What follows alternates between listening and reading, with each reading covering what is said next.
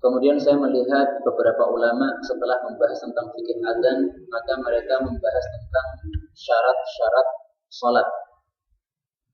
Maka pada malam hari ini kita akan membahas masalah ini, yaitu syarat-syarat salat bid-dalil wa ta'lil, berdasarkan dalil yang sahih. Kalau tidak ada dalil maka berdasarkan ta'lil yang disampaikan oleh para ulama rahimahumullah taala. Belum disambung ya, silahkan disambung dulu. Nah, ada beberapa masalah yang akan kita bahas sebagaimana biasanya. Masalah yang pertama, apa saja kewajiban sehingga supaya di hadapan Allah Subhanahu wa taala. Ada beberapa syarat yang harus kita penuhi sebelum kita masuk ke dalam ibadah salat kita. Baik, masalah yang pertama adalah yajibu 'alal musalli tadhiru thawbihi minan najasah. Musalli itu bahasa Arab dari orang yang salat. Musalli wajib mensucikan pakaiannya dari najisnya. Adapun dalilnya disebutkan oleh Allah Subhanahu wa taala di dalam Al-Qur'an Al-Karim di dalam surat Al-Muddatsir. Ya ayyuhal muddatsir qum fa'anzir wa rabbaka fakabbir wa thiyabaka fatahhir. Nah, pada kalimat thiyabaka fatahhir ini diambil dalil oleh sebagian ulama bahwasanya orang yang salat itu wajib untuk membersihkan bajunya dulu. Karena di sini dikatakan wa rabbak, dan kepada Rabbmu fakabbir, maka bertakbirlah. Wa thiyabaka, dan kepada pakaianmu fatahhir, maka sucikanlah. Diwajib mensucikan baju sebelum masuk ke dalam ibadah salat. Kemudian para ulama dalam hal ini terbagi menjadi 3 pendapat. Pendapat yang pertama mengatakan bahwasanya suci baju itu adalah merupakan syarat sahnya salat. Artinya kalau bajunya tidak suci maka salatnya tidak sah, harus diulang dari awal. Pendapat kedua mengatakan bahwasanya ini hanya merupakan kewajiban salat saja. Artinya kalau orang salat bajunya tidak suci maka dia berdosa tapi salatnya tetap sah. Kenapa berdosa? Karena meninggalkan kewajiban, tapi salatnya tetap sah. Nah, di sini di dalam tafsir Jalalain dikatakan wa thiyabaka, dan bajumu fatahhir, maka sucikanlah, maksudnya anin najasah, yaitu dibersihkan dari najis. Atau qasirha khilafa jarril arab thiyabahum khuyala. Atau qasirha, pendekkanlah baju kamu, khilafa jarril arab thiyabahum, menyelisih kebiasaan orang-orang Arab yang menyeret baju mereka, maksudnya terlalu panjang sampai menyeret ke tanah. Khuyala itu adalah sebuah kesombongan. Farubbama asabathan najasah, maka karena pakaiannya menyeret ke tanah kadang-kadang terkena najis. Nah, maka perintah Allah tahhir, sucikanlah, itu bisa dimaknai 2, yaitu kalau ada najisnya maka harus dicuci. Kemudian juga jangan terlalu panjang, tapi qasirha, dipendekkan, yaitu di atas mata kaki. Kalau di bawah mata kaki atau lebih lagi sampai nyeret ke tanah, nah ini dikhawatirkan terkena najis. Kemudian pendapat yang ketiga mengatakan bahwasanya ini hanya merupakan sunnah saja. Jadi seseorang tidak wajib memakai baju yang suci. Tapi pendapat ini sangat lemah. Kenapa kita katakan lemah? Karena ini adalah merupakan perintah Allah Subhanahu wa taala. Wa thiyabaka, dan bajumu itu fatahhir, maka sucikanlah. Surat Al-Muddatsir ayat yang keempat. Tahhir ini adalah perintah. Nah, kaidahnya mengatakan aslul amri lil wujub. Asalnya perintah menunjukkan wajib. Berarti ini hukumnya wajib, bukan sunnah. Maka ada 3 pendapat. Yang pertama, selain wajib itu merupakan syarat sah. Yang kedua, itu wajib saja tapi tidak merupakan syarat sah. Dan yang ketiga adalah hanya sunnah saja. Pendapat yang ketiga ini pendapat yang lemah. Baik. Kemudian dalil juga, tapi dalil secara umum disebutkan oleh Allah Subhanahu wa taala di dalam ayat yang lain. Allah Subhanahu wa taala mengatakan, ya bani Adam, wahai anak Nabi Adam, maksudnya semua manusia, khudhu, ambillah zinatakum, perhiasan kalian, inda kulli masjid, pada setiap kali salat di masjid. Maksudnya setiap kali salat, tidak harus di masjid. Nah, mengambil perhiasan salah satunya itu adalah maksudnya berhias, yaitu memakai baju yang bersih dari najis. Kalau bajunya itu tidak bersih dari najis, berarti belum berhias sebagaimana diperintahkan oleh Allah Subhanahu wa taala. Baik, kemudian masalah yang kedua, yajibu 'alal musalli tadhiru badanihi minan najasah. musalli wajib mensucikan badannya dari najis. Dalilnya apa? Tidak perlu dalil. Kenapa? Karena kalau baju kita harus suci dari najis, apalagi apa? Badan kita. Karena badan kita itu kan lebih penting daripada baju kita. Ya. Baju itu kan cuma mengikuti saja. Karena ada badan, maka ada baju. Kalau tidak ada badan, nggak ada baju. Berarti lebih penting badan itu untuk dibersihkan dari najis. Maka dalam hal ini kita tidak perlu dalil, tapi kita cukup mengatakan bahwasanya dalilnya itu sudah dipaham dari dalil perintah membersihkan baju tadi. Kalau baju diperintahkan untuk bersih, maka badan lebih-lebih lagi. Nah, itulah yang disebut oleh para ulama sebagai mafhum aulawi. Sesuatu yang sudah bisa dipaham meskipun tanpa dalil, karena sudah ada dalil yang semisal dengannya. Contoh misalnya, mafhum aulawi itu misalnya begini.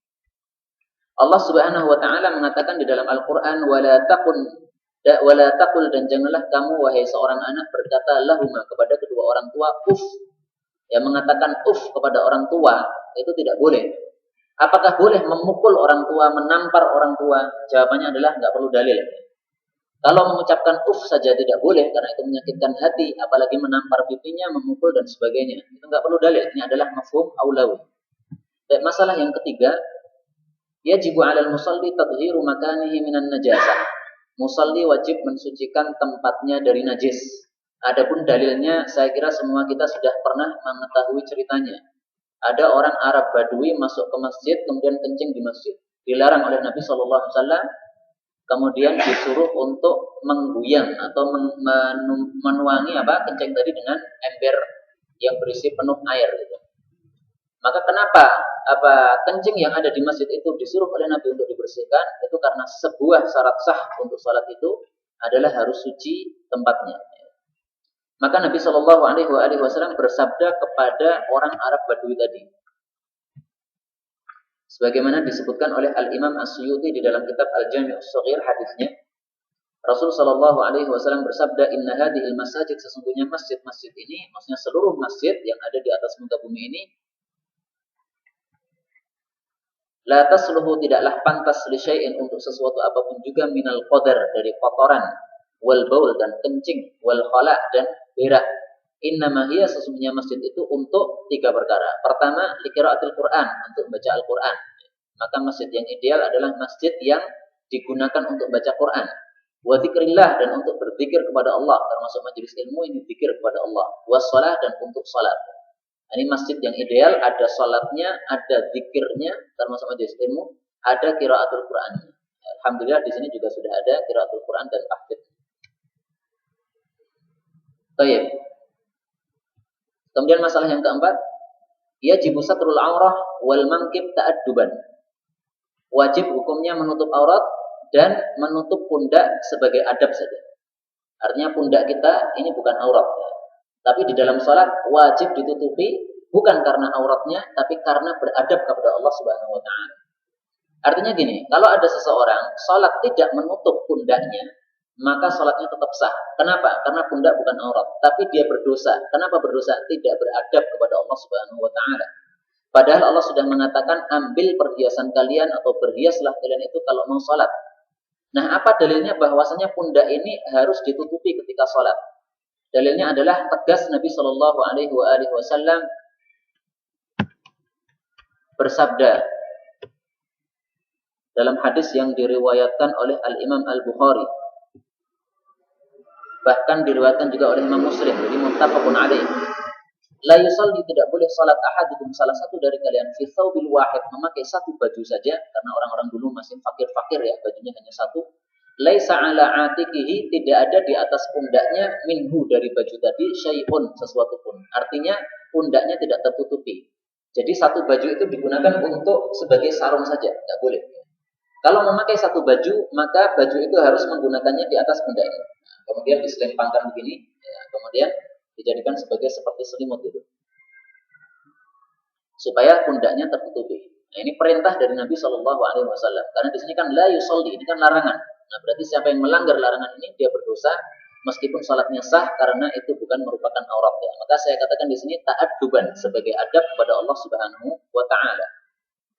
Adapun dalil wajibnya menutup aurat, maka Nabi Shallallahu Alaihi Wasallam bersabda kepada wanita yang sudah balik, La tuqbal, tidak diterima oleh Allah salatul haid, salatnya seorang wanita yang sudah haid, maksudnya sudah balik, illa bikhimar, kecuali kalau dia itu memakai kerudung. Nah, kerudung ini berarti menutupi auratnya wanita. Ini hadis riwayat Tirmidzi dan derajatnya sahih. Mungkin orang bertanya, itu kan dalil untuk wanita, mana dalil untuk pria? Dalil untuk pria ada hadis Nabi Shallallahu Alaihi Wasallam bersabda. Ini hadisnya lebih umum, mencakup kepada wanita dan pria sekaligus. Tapi sebenarnya kalau dalil wanita tadi kita pakai itu sudah mencukupi. Kenapa sudah mencukupi? Karena di dalam Islam laki-laki perempuan disamakan oleh Allah Subhanahu wa taala, tidak dibeda-bedakan kecuali dalam kondisi-kondisi tertentu saja. Tapi nggak ada masalah, kita sebutkan di sini dalil yang lebih umum yang mencakup laki dan perempuan. Nabi mengatakan ihfaz aurataka, jagalah aurat kamu. Maksudnya jangan sampai terlihat oleh orang illa min zaujatika, kecuali terhadap istrimu, enggak apa-apa dilihat istri. Au ma malakat yaminuk, atau dilihat budak, enggak apa-apa. Budaknya sendiri ya, bukan budak orang lain.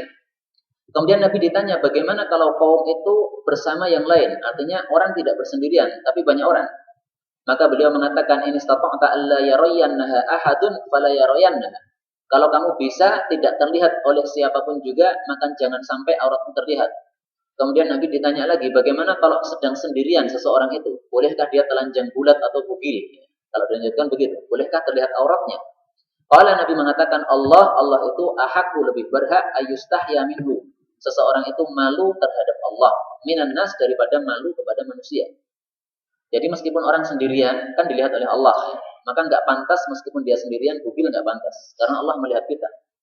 Kecuali kalau memang diperlukan bugil, misalnya pas mandi, yang nggak ada masalah. Ini hadis riwayat Ahmad dan derajatnya hasan, ya, maka bisa dijadikan sebagai dalil. Nah, ketika seseorang itu salat, itu menghadap kepada Allah. Allah ada di depannya. Sehingga Nabi mengatakan di sini, Allah itu lebih berhak untuk seseorang itu malu kepadanya daripada malu kepada manusia.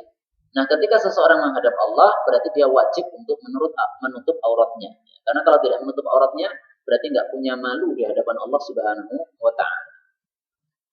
Baik.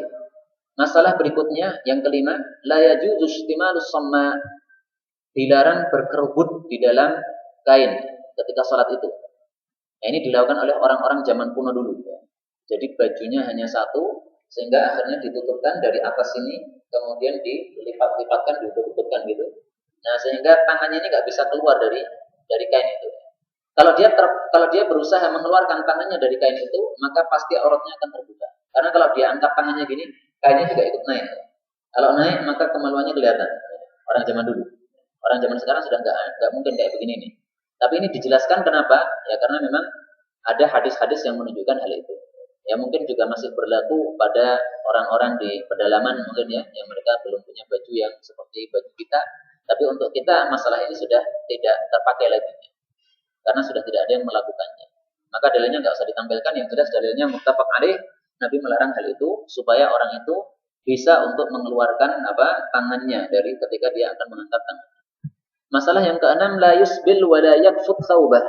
Tidak boleh isbal, tidak boleh juga menahan pakaian. Apa itu isbal? Yaitu menjadikan celana atau sarung itu menutupi mata kaki, namanya isbal. Kalau seseorang itu sholatnya isbal, maka dia sudah berlepas diri dari Allah Subhanahu wa Ta'ala. Kalau orang itu isbal di dalam sholatnya, maka dia sudah dianggap tidak mempedulikan perkara yang halal dan haram. Termasuk orang yang nggak mau tahu ya, terhadap Islam ini. Yang ngomong begitu bukan saya, tapi Nabi Shallallahu Alaihi Wasallam. Ada hadis yang populer yang menunjukkan bahwasanya orang yang isbal sholatnya, ketika sholat isbal, maka sholatnya tidak diterima. Yaitu diriwayatkan oleh Abu Dawud, innallaha ta'ala, sesungguhnya Allah Ta'ala la yaqbal, tidak menerima salata rajulin musbilin izarahu, salatnya seseorang yang mengisbalkan sarungnya. Ini riwayat Abu Dawud, tapi saya harus jujur di sini bahwa hadis ini derajatnya dhaif. Sehingga orang yang isbal di dalam salatnya, tetap salatnya itu diterima oleh Allah alias sah, tapi dia berdosa. Dia berdosa. Dan menurut Al-Imam Az-Zahabi, isbal itu dosa besar, bukan dosa kecil. Karena isbal itu di dalam Islam dianggap sebagai kesombongan. Meskipun hatinya tidak meniatkan kesombongan. Ya. Pokoknya kalau dia sengaja isbal, itu sudah dianggap sombong. Yang anggap sombong itu bukan kita, tapi yang anggap sombong adalah syariat. Jadi syariat memberikan ketegasan, Isbal adalah kesombongan. Isbal bagaimanapun juga, pokoknya kesombongan. Kecuali kalau nggak sengaja. Sudah kita naikkan, turun lagi. Naikkan, turun lagi. Ya, karena mungkin perut kita terlalu kecil, yang dulu-dulu perutnya agak gede, terus kemudian mengecil gitu, sehingga celananya jadi turun. Nah, itu dimaafkan karena tidak sengaja. Tapi meskipun hadis ini dhaif, ada hadis yang sahih yang menegaskan juga bahwasanya orang yang sholat di dalam isbal di dalam salatnya itu isbal, maka Allah Subhanahu wa taala memberikan ancaman yang sangat-sangat keras. Nabi mengatakan man asbala, barang siapa yang mengisbalkan izarahu, sarungnya, dan sarung ini berlaku juga untuk celana, berlaku juga untuk pakaian yang lainnya.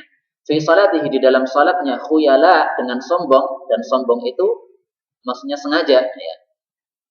Falaysa minallah, maka dia tidak ada dari Allah fi hillin, dalam kehalalan, wala haramin, dan tidak pula dalam keharaman. Apa maksudnya? Dia tidak berada dari Allah dalam kehalalan atau keharaman.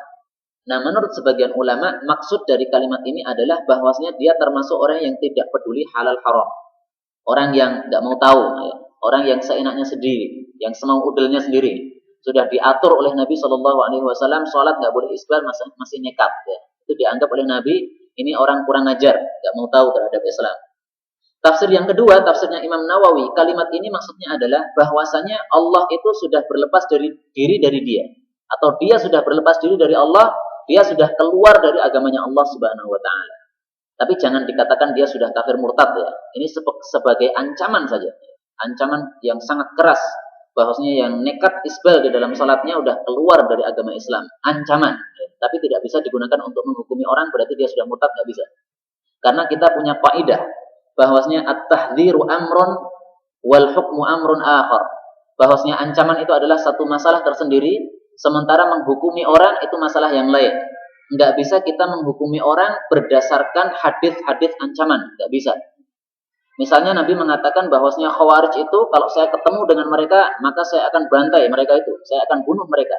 Apakah boleh kita menghukumi berdasarkan hadis itu berarti Khawarij itu sudah kafir murtad? Enggak bisa.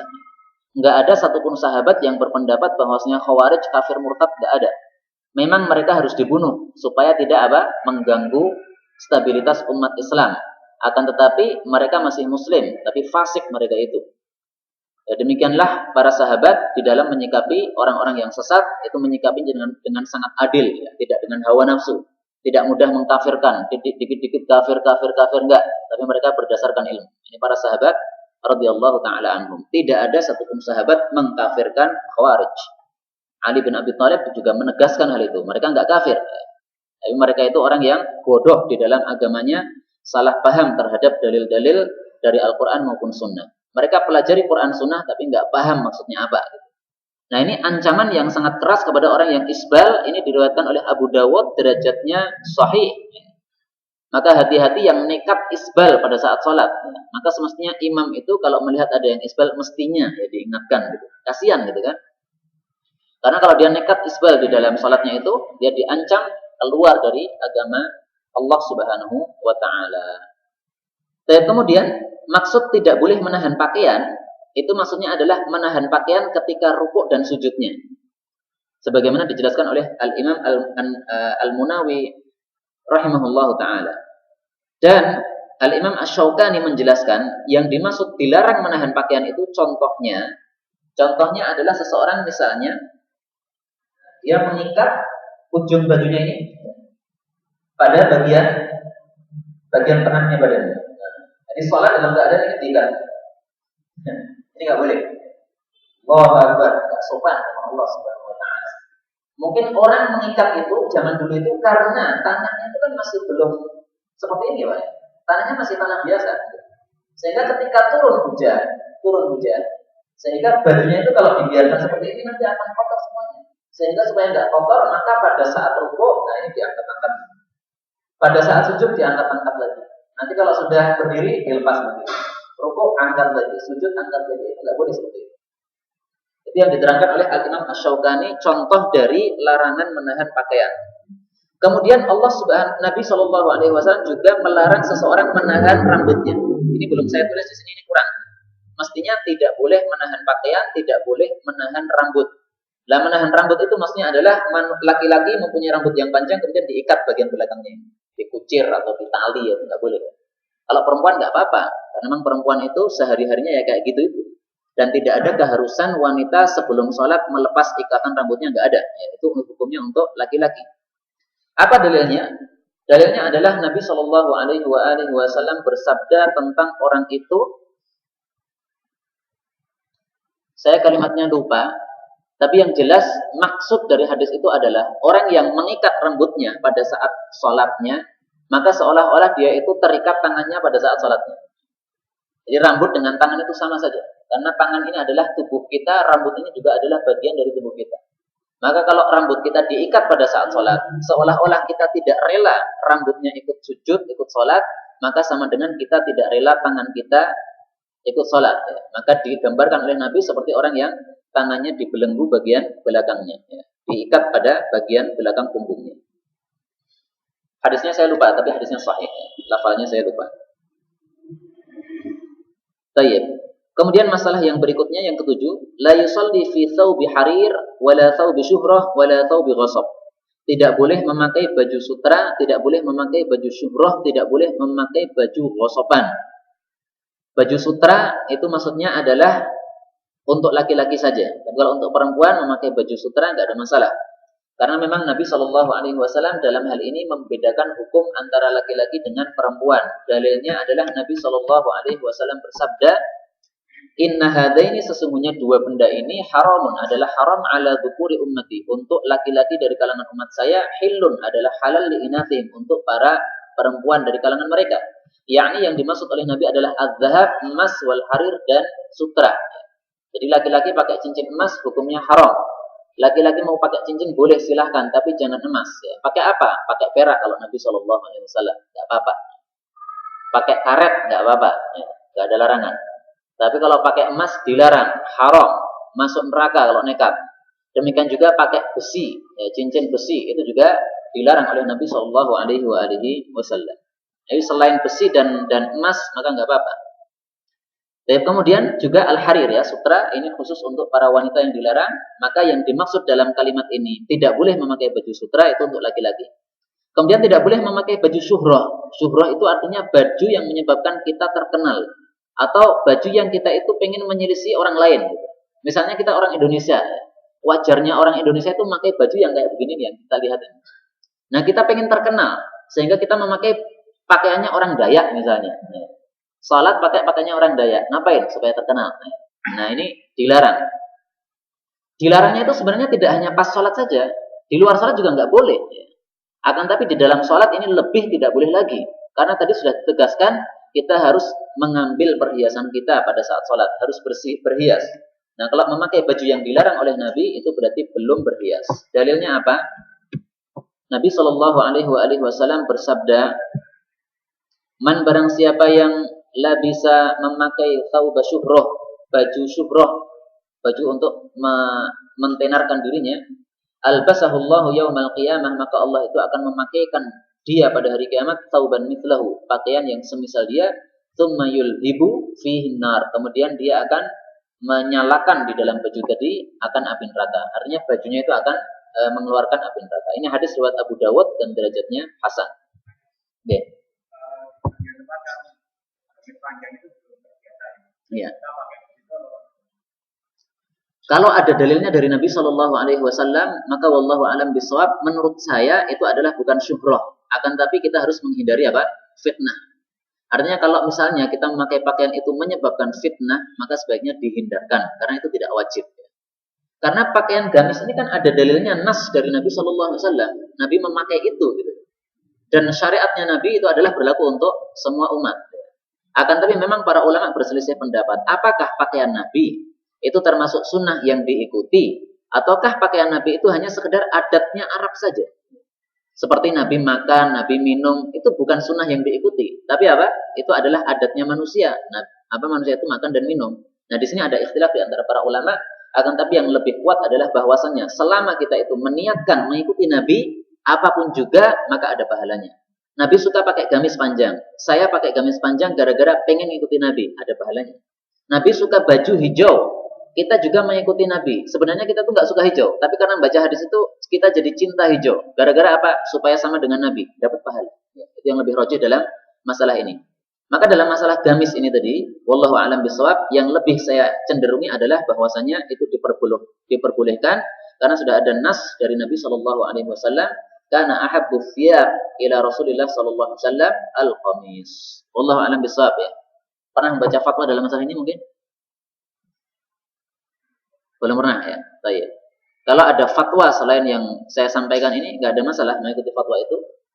Karena memang dalam hal ini saya belum memperdalam secara lebih tuntas lagi ya. Apakah baju-baju yang tidak terkenal di Indonesia seperti gamis panjang dan sebagainya boleh kita pakai ataukah tidak gitu.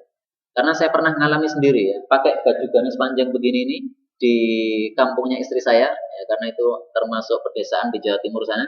Nah, itu anak-anak kecil mengatakan, wong lanang kok nganggo klambine wong wedok. Maka saya mengatakan ini bukan klambi wong wedok, ini klambi Nabi ya gitu. Anak-anak juga diam ya. Nah, ini insya Allah tidak termasuk syuhrah ya. Meskipun apa? Orang-orang menganggapnya ini piye pakaiannya kayak gini ya. Baik. Karena mereka